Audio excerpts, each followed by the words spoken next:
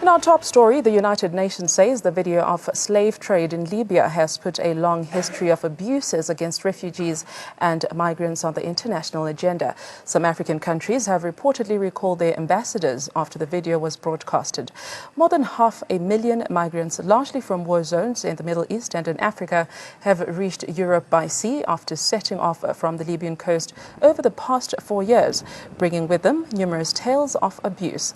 Meanwhile, France has urged the United Nations to impose sanctions against Libya for the slave trade. President Jacob Zuma has condemned the scourge of modern-day slavery in Libya. He has called on other world leaders to do the same.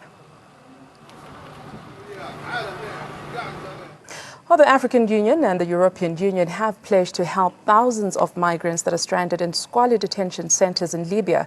While the youth and development are the main themes of the EU-Africa summit in the Ivory Coast, migration is an agenda that is topping the issue, pushed further into the public eye after recent footage of migrants at a slave auction in Libya drew international horror and condemnation. Take a look at this report. The chairperson of the African Union Commission said the African Union, the European Union and the United Nations pledged support at the EU-Africa Summit to the International Organization of Migration to set up a task force to repatriate thousands of migrants stranded in Libya. Je voudrais rappeler que nous avons envoyé, nous, à la Commission de l'Union africaine, la commissaire aux affaires sociales qui s'est rendue à Tripoli et qui est revenue hier ici à Abidjan pour nous rendre compte de ce qu'elle a constaté. Elle a visité un camp juste à Tripoli où se trouvent 3800 migrants africains, majoritairement des pays de l'Afrique de l'Ouest, dont des femmes et des enfants qui sont dans une situation inhumaine. Tous veulent le plus rapidement possible sortir de ces guêpiers. Et pour cette raison, nous avons convenu de concert avec l'Union européenne et les Nations unies, notamment à travers l'OIM, de mettre en place une task force pour agir maintenant pour rapatrier au moins ces 3800. Ça, il ne s'agit que d'un seul camp. Le gouvernement libyen nous a dit qu'il y en a 42. Et certainement qu'il y en a un peu plus que ça, parce qu'on parle entre 400 et 700 000 migrants africains en Libye.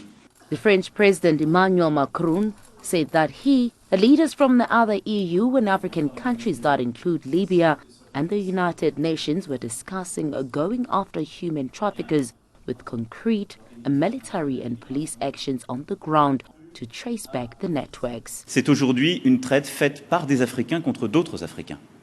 Et cette situation doit cesser. Et nous devons agir avec force. Ce que l'Union africaine, l'Union européenne, les Nations unies ont décidé ce soir, c'est d'agir de manière déterminée, avec d'abord une action d'extrême urgence pour évacuer de Libye toutes celles et ceux qui peuvent et veulent l'être et les aider à revenir vers leur pays d'origine. Et nous serons solidaires dans cette opération d'urgence qui sera conduite dans les prochains jours et prochaines semaines. The EU Commission President Jean-Claude Juncker said the billions will be invested in the continent. This is especially true when it comes to the situation in Libya, with the most cynical abuse of human beings. Let me repeat my call to impose UN sanctions on human smugglers and traffickers. And let me also say that we will not be effective if we do not ensure that the people caught up in Libya and elsewhere can return safely to their homes. Europe has struggled to slow the flow of tens of thousands of Africans making the dangerous crossings of the Mediterranean through development aid and other means, including funds to tighten border control. But many Africans feel pressured to make the journey, risking death and abuse, saying high unemployment and climate change leave them little choice. 8 and 7, Bureau Report. Well, let's talk about the crisis in Libya, shall we? You at home are welcome to join in the conversation on our Twitter handle. That's at ANN7TV, or you can use mine at Audrey Chimwanda. Political analyst KF Malindi Jr. joins us in studio to shed further light on what could possibly be happening in Libya. Malindi, welcome to Africa Tonight. Thank you for having me. I don't know if you've watched the videos that have gotten the whole world outraged. You know, some saying the verification, the credibility of the video that was first broadcast by CNN needs to be checked out. The Libyan government itself is saying, look, this is something we need to investigate. We can't say for sure that it is happening. The EU has come out and said they seem to be alluding to the fact that it is happening. I mean, we've seen dark periods of the migration crisis, but having modern day slavery really is the bottom of the pitch, isn't it? I think there's been confusion in regards to the institutions that are meant to safeguard the rights of migrants. Why? Because if you look at the statement that's been recently released by the joint statement between the fifth AU-EU summit, within the statement they spoke of validating media allegations. They're still calling them allegations, but in the very same statement they're also talking of on the AU Twitter page. They're talking of how Moussa Faki, the current chairperson of the African Union, has already sent an envoy who came back and witnessed with his own eyes the slavery that was taking place. So I think there's a failure to speak with one voice, but it is undoubtable that this is going on. And furthermore, we look at statistics that come from the International Organization for Migration. They have statistics that prove that 89 million people from 2012 up until now have experienced some form of modern-day slavery. And it comes in different forms, doesn't it? Exactly. From, you know, people being sold off, human trafficking, getting paid peanuts, being forced to work under inhumane conditions. Why do you think this has been kind of an uncomfortable discussion to have? You know, we haven't quite seen a lot of media houses talk about this. A lot of outrage that is coming from celebrities, which are known to be the ones to champion such things. But why do you think this has been a bit uncomfortable to discuss, do you think? I'm not a big fan of social media. I feel social media does well to enhance a message or to spread awareness. It doesn't really ignite anything on the ground. You know, a lot of people give examples of the Arab Spring and they say it was ignited by social media, but actually what ignited it was an individual who burnt themselves alive. But then that was spread on social media. In this case, I think social media has done very well to open people's eyes up to what is going on. And I also believe that there has been complicity within governments. I'm not too sure whether it's low level or high level, but we have had traffickers who've spoken anonymously and said that commanders, police officers, border posts are in on the trade. So it has been very low-key because first, people don't have information and people don't know what modern-day slavery necessarily is. There's the recent issue in Saudi Arabia where maids have been working ridiculous hours, 18-hour days, underpaid, sexual abuse, prostitution rings. I mean, that's without a say. These have been, especially within Eastern Europe. But people, I think the definition of what modern-day slavery is, as well as awareness, and people coming out now, and you know, obviously celebrities, but celebrity voices have power. I think that is what has led to this uproar at this point in time. And some do it for their own PR, to be honest. But just talking about accountability, what accountability do these states have, you know, on their own people that seem to be going through this dire situation? I mean, obviously socioeconomic situations, crisis-hit countries, you know, people migrate from those countries, you know, naturally. I haven't quite heard anything from Nigeria. I don't know if you've heard anything from Libya itself. Of course, they're still in wanting to verify everything. But what accountability do they have? Never mind the EU and the African Union. I think, Audrey, you raise a very important question, accountability. Unfortunately, accountability, once people cross out of the borders of their states, there is no actual accountability, and we cannot necessarily legally blame the state. Except for Libya. Libya does have accountability because it's within their borders. But Libya doesn't have the capacity right now. They're running on two different governments. It's very disjointed. It's political turmoil. But unfortunately, yes, we cannot run away from the AU and EU because that is where the accountability lies, because they have authority and jurisdiction across borders. But as a country, don't you have some kind of responsibility for your own citizens, even though they're not within the borders of the state? It is moral responsibility, but you cannot task a nation, you cannot take a nation to task for not taking care of its people outside of their country.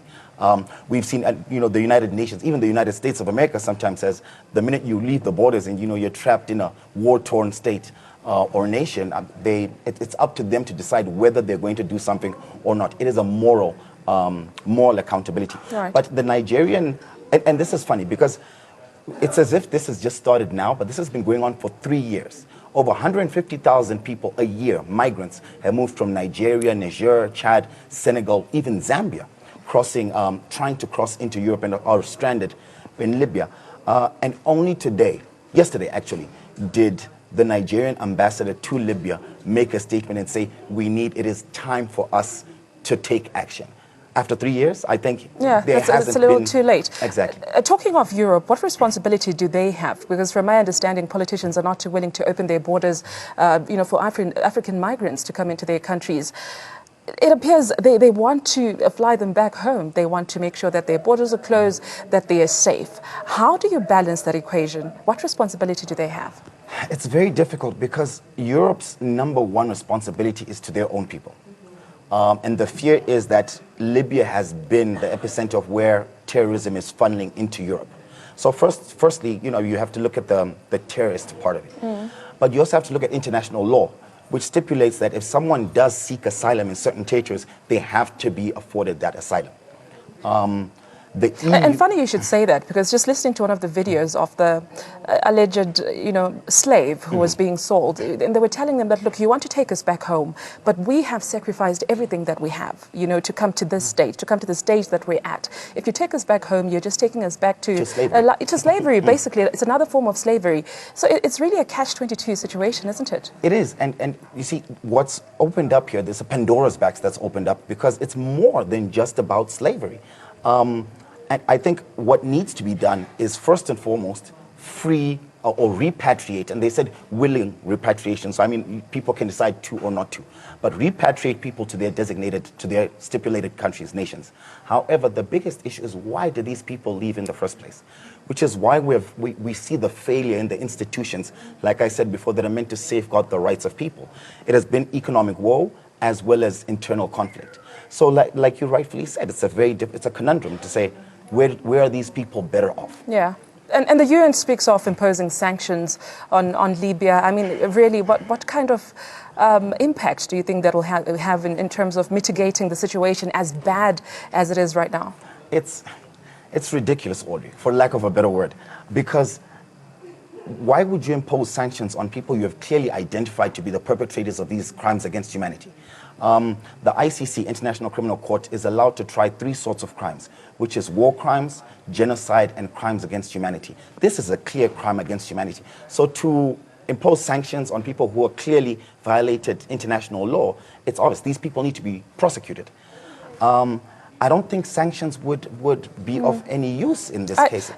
This is my thinking. I think, as Europe, we're talking of our colonial masters. They came to Africa, they looted. I think they have some kind of a responsibility, and you can correct me if I'm wrong, to make sure that they compensate, for lack of a better word, to see how they can help if not the country, but at least the immigrants that are trying to get a better life in their own countries.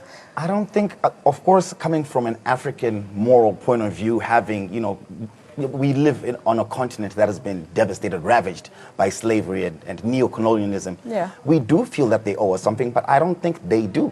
And legally, it has to go back to legalities, they don't. However, whatever goes on in Africa will have implications within Europe. And that is what then forces them to act. But you mentioned before PR, and I think Emmanuel Macron has used this to a great advantage. He's the youngest president in the world. And he's definitely used this to his advantage to get some sort of say. And whether it was for his own purposes or not, I think he has made the boldest move to say that the United Nations Security Council needs to sit down. The committee did sit down. They did discuss the issues. But what do we get from these sit-downs? I was going to ask you, with the EU-AU summit that is happening, can we really expect to have some kind of resolution coming out of it? They were speaking of numbers like repatriating 13,000 people immediately. 13,000 people when we know that there are between 400,000 and a million people currently stranded in Libya. I think it's a lot of talk. And if you read the statement, the joint statement, they actually gave themselves sort of kudos to say that we have already started doing this. The UN has started doing this. The EU has done that. Thank you very much. Thank you, but this is an ongoing situation. Rumors were, the rumor mill did speak of Samuel Eto'o having sent a plane, which he then denied. We don't know how true his denial was. Yeah, but I guess it speaks to the desperation that other people may be feeling, you know, as human beings, seeing people go through this. Of course, with world leaders, some saying, you know, we don't know if this is credible, it hasn't been verified. But I think if you're a human being that has watched any of those videos, and if you don't feel the emotions that we've seen from those people speaking of their experiences, then really, you know, the institutions are broken down. The bureaucracy is ridiculous. So even for intervention, the UN can only intervene, even the AU can only intervene on a humanitarian level. Right. So they cannot go in and prosecute unless the United Nations Security Council goes in, sits down and passes a resolution. Also, Libya is not state party to the Rome Statute. So the Rome Statute and the ICC does not have red tape for real. I mean, with this UN Security Council being another issue with not, you know, no African state, so they have to pass a resolution to pass it on to the ICC, which then the ICC would have to have investigations. Then and only then can people be tried. However, right now it is on the Libyan government itself and the Libyan authorities to take these people to task, and they clearly do not have the capacity or the will. Yeah, but what do you think is the immediate resolution that needs to happen right away as we speak? If anyone needs to take real responsibility going forward? I think it needs to be a joint effort between amongst the AU, EU and United Nations to fly these people back. Yeah, and we've seen how well they do. Exactly. We'll leave it there. Political analyst KF Malindi Jr. joining me in studio. We're talking about the crisis in Libya, allegations of modern-day slave trade. Of course, the EU-AU summit sitting down and trying to find resolutions of how this can be sorted out. You're at home. Thank you for obviously joining in the conversation with our Twitter handle at ANN7TV.